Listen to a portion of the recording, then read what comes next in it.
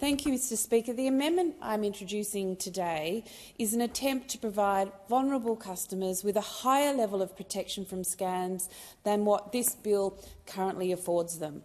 It is a simple amendment, easy to implement, and in circumstances where this bill is weighted in the favour of banks, telcos and social media companies instead of consumers, very necessary.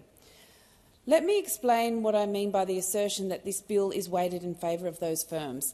As I set out in detail in my second reading speech, it is unfortunate that the government has missed the opportunity to introduce a consumer-centric reimbursement model of scams prevention, a model where consumers are quickly reimbursed, of course except in cases of gross negligence on the part of the consumer and limited up to a capped amount. Under the reimbursement model, such as that in the UK, the burden moves to firms to work out how the liability should be apportioned between financial institutions, telcos and social media platforms.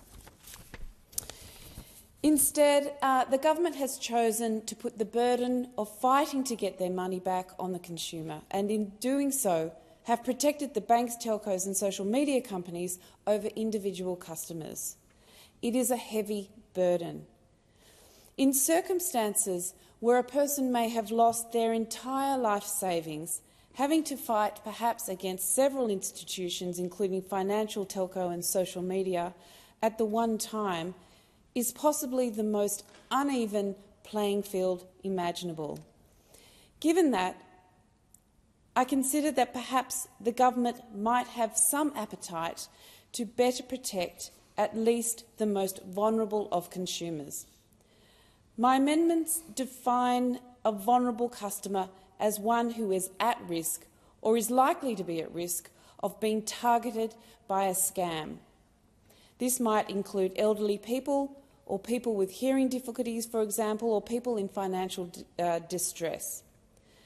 Data shows that scammers are targeting elderly people who are likely to have large savings and looking to protect or invest this large nest egg.